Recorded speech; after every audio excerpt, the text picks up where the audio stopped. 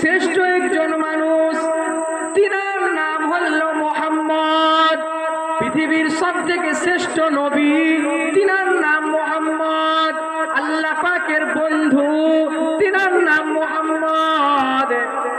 63 বছরে একটা দিন পেট ভরে খাই না। 63 বছরের জীবনে একটা দিন আরামে ঘুমায় না। 63 বছরের জীবনে একটাও মিথ্যা কথা বলে না। 63 বছরের জীবনে কোনো মানুষকে ধোঁকা দেয় না। ও তুমি সেই নবীর উম্মত, হাজার নয় লাখ নয়, মিনিটে মিনিটে মিথ্যা, প্রতিদিন ধোঁকা, হারামের কোনো তো হিসাব নাই। তারপরেও তুমি কি করে এই দুনিয়ায় অহংকারের সঙ্গে থাকো? হে যুবক, তোমার মতো কত যুবক আসলো, সব কবরের দিকে চলে গেল। তোমার কি এখন ঘুম ভাঙে না? রাতের বেলা তোমার পিতামাতার আড়ালে তুমি মদ পান করছো, তোমার পিতামাতার আড়ালে তুমি গাঁজা পান করছো, টানছো, তোমার পিতামাতার আড়ালে বড় বড় তুমি নেশা করো। তুমি কি একবার চিন্তা করো না বান্দা, যে কেউ না দেখলেও একজন দেখছেন, তিনি হলেন আল্লাহ। আল্লাহ পাকের ভয়ে যদি সামান্যতম কোনো কাজ করেন, আল্লাহ পাক সেই কাজকে কবুল করে নেবেন। আর একজন বড় বাদশাহ একটা মসজিদ বানানো চিন্তা করলেন। চতুর্দিকে আওয়াজ দিয়ে বলে দিলেন, হে আল্লাহ পাকের বান্দারা, আমি একটা মসজিদ করব আমার নিজের টাকায়, কারোর একটা টাকাও নেব না। আমি আমার নিজের অর্থে একটা মসজিদ বানাতে চাই। সে মসজিদের উপরে আমার নাম লেখা থাকবে যে আমি মসজিদটা করেছি। হায়রে মুসলমান, এই বাদশাটা বলল যে আমি মসজিদ করব আমার নিজের টাকায়, কারোর একটা টাকাও নেব না, কাউকে কিচ্ছু করতে হবে না,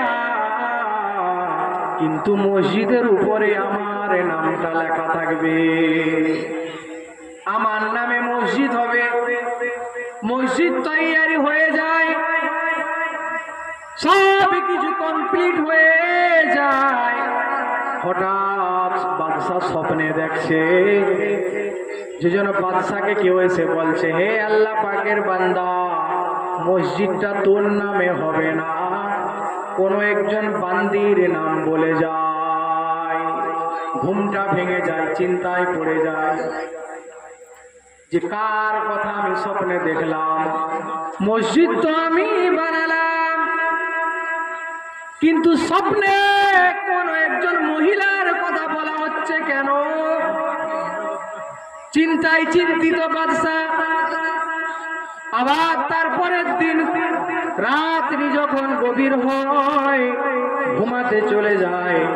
আবার ঘুমের মধ্যে স্বপ্নে দেখছে, হে আল্লাহর বান্দা, মসজিদটা তোমার নামে হবে না, একজন আল্লাহ পাকের বান্দির নামে হবে। বাদশা চিন্তায় পড়ে যায়। বাদশা, হে আল্লাহ পাকের বান্দা, আপনারা জীবনে অনেক ওয়াজ নসিহত শুনেন, কিন্তু পরিবর্তন হওয়ার জন্য শুনেন না। নিয়ত বুখারী শরীফ, কোরআন শরীফের পরে একটা কিতাব, যে কিতাবের নাম বুখারী শরীফ, সেই কিতাবের শুরুতে আছে, যদি আপনার নিয়ত ভালো হয় আপনার কাজও ভালো হবে। আপনার যদি নিয়ত হয় আজকে এই জলসা ছোট নয়, এটাই মাহফিল, আমি এখান থেকে যা শুনবো যতদিন বেঁচে থাকবো তার উপরে আমল করব। ওগো আল্লাহ, আপনি আমাকে কবুল করে নেন যদি নিয়ত থাকে।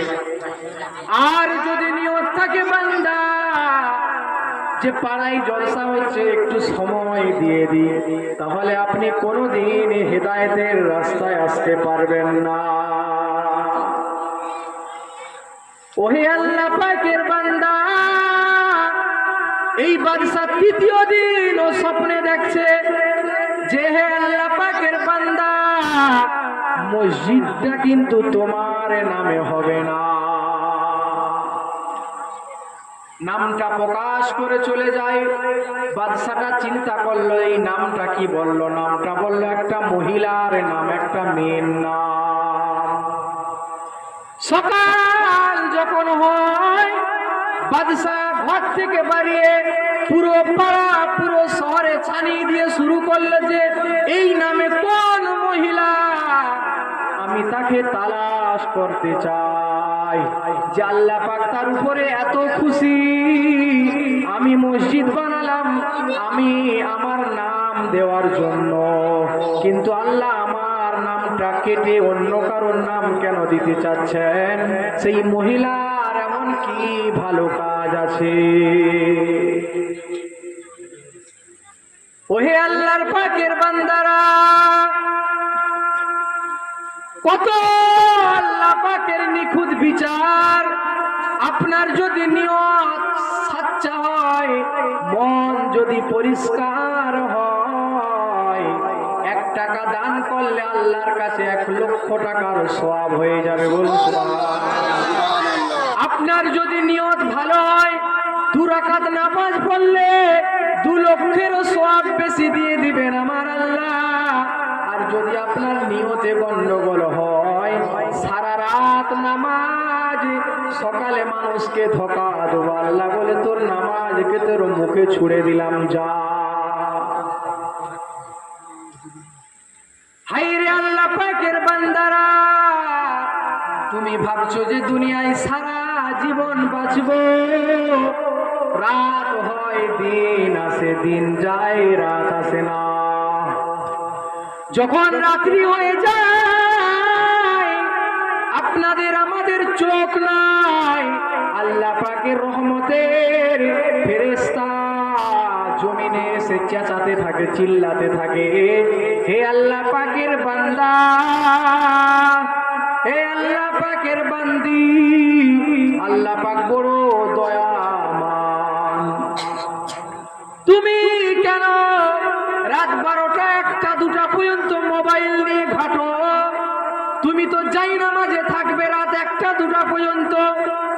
যদি না থাকতে পারো তাহলে এশার নামাজ পড়ে ঘুমিয়ে যাও, ফজরের আজানের আগে উঠে যাও, উঠে উজু করে 2 রাকাত নামাজ আদায় করে আল্লাহর কাছে হাত পেতে বলো, আল্লাহ আমি বড় ভাবি, আমার 2টা 4টা মেয়ে বিবাহ দিতে পারছি না, আল্লাহ আপনি ব্যবস্থা করে দেন। আমার ছেলেটা অসুস্থ, আমার মেয়েটা অসুস্থ, আমি বড় পেরেশান, আমি বড় অভাবগ্রস্ত, আল্লাহ আপনি আমাকে মাফ করে দেন। আপনি যখন এই যাই নামাজ বিছিয়ে আপনার এই ঘরে নামাজ আদায় করবেন, এই আপনার পাড়ারও কেউ জানবে না, গ্রামেরও কেউ জানবে না, কোনো আলেমও জানবে না, কোনো ইমামও জানবে না, একজন জানবেন, তিনি হলেন আমার আল্লাহ। তিনার কাছে যখন আপনি হাত তুলে বলবেন, আমার আল্লাহর ওয়াদা, ভোর রাতে আল্লাহ পাকের বান্দা, আল্লাহ পাকের বান্দির হাতকে আমার আল্লাহ ফিরিয়ে দেন না। কেন তুমি রাত 12টা 1টা 2টা পর্যন্ত নেশা করো? কেন তুমি রাত 12টা 1টা পর্যন্ত তুমি মোবাইলে সময় কাটাও? তুমি সারা নামাজ পড়ে ঘুমিয়ে যাও, ভোরের বেলা আজানের আগে উঠে যাও, নামাজ পড়ো 2 রাকাত, তারপরে আজান হবে ফরজে, ফজরের 4 রাকাত নামাজ আদায় করো, জিকির আজকার করে তোমার কাজে বাড়িয়ে যাও। হে বান্দা, তুমি কি জানো না তোমাকে একদিন না একদিন কবরে পৌঁছে যেতে হবে? বান্দা, তুমি কেন আল্লাহকে ভুলে যাচ্ছ? আল্লাহ রাব্বুল আলামিন কোরআনে কারীমের মধ্যে বলেন, তোমাদের সর্ব অবস্থায় প্রকাশ্য এবং গোপন সব থেকে বড় শত্রু সেটা হচ্ছে শয়তান।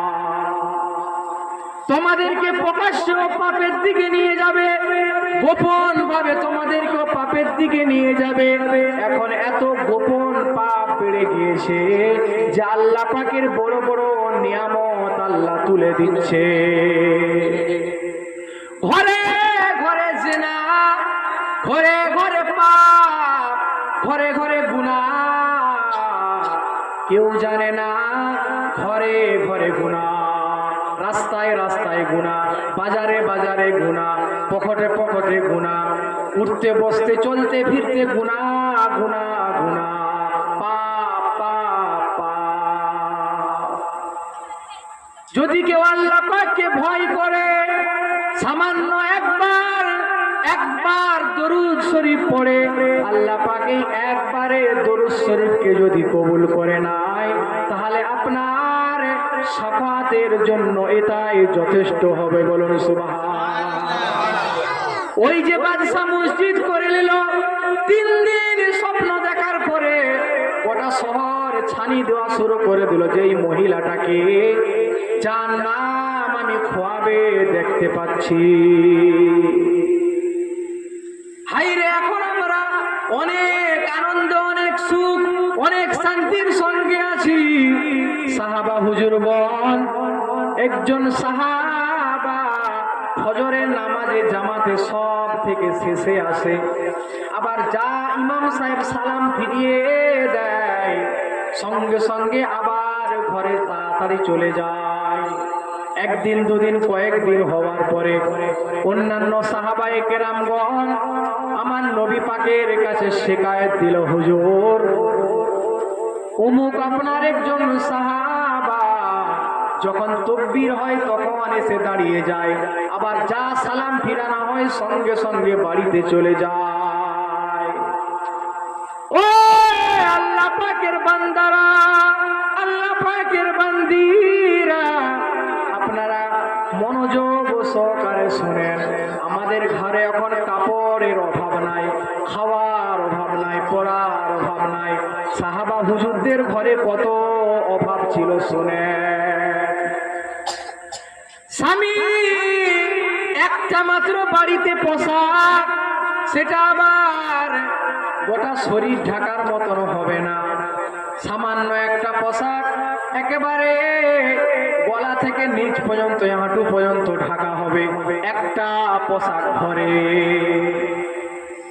একটা ঘরের মধ্যে একেবারে গর্ত খুলে রেখেছে, যে গর্তটা গলা পর্যন্ত গর্ত। স্বামী যখন মসজিদে যায়, স্ত্রীকে সেই গর্ততে দাঁড় করিয়ে দিয়ে চলে যায়। কেন? উলঙ্গ, কোনো পোশাক নাই, একটা মাত্র পোশাক। এত অভাব, এত দুঃখ, এত কষ্ট। তারা ছিল আমার নবীর সাহাবা। আর আমি আপনি কে? যে সাহাবারা দুনিয়ায় থাকতে থাকতে জান্নাতের সার্টিফিকেট আমার আল্লাহ পাক তাদেরকে দিয়ে দিয়েছিলেন।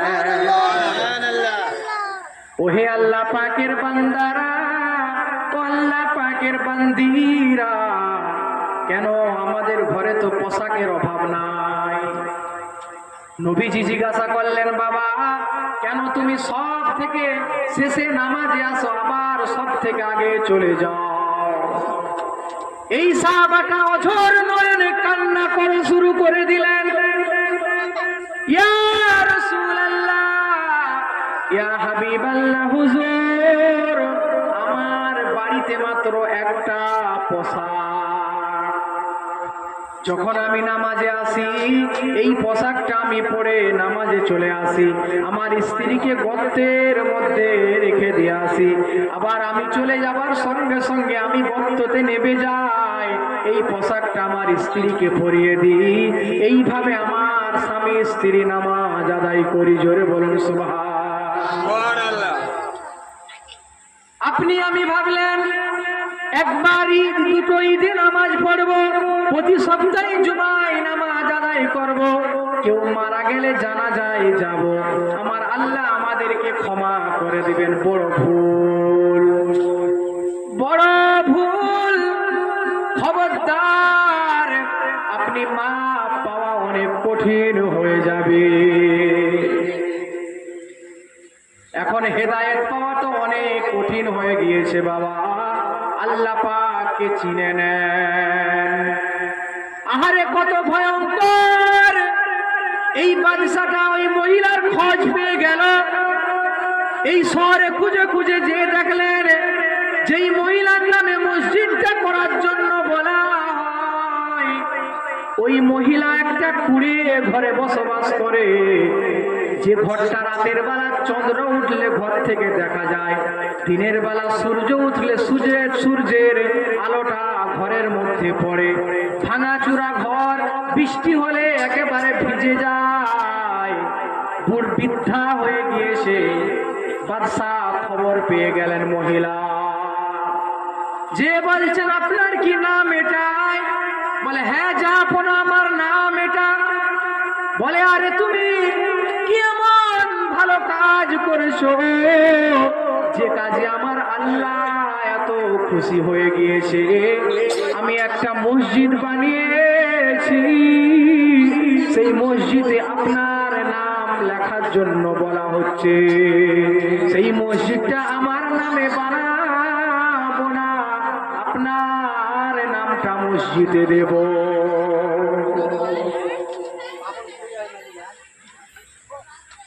আপনারা কথা বুঝতে পারছেন?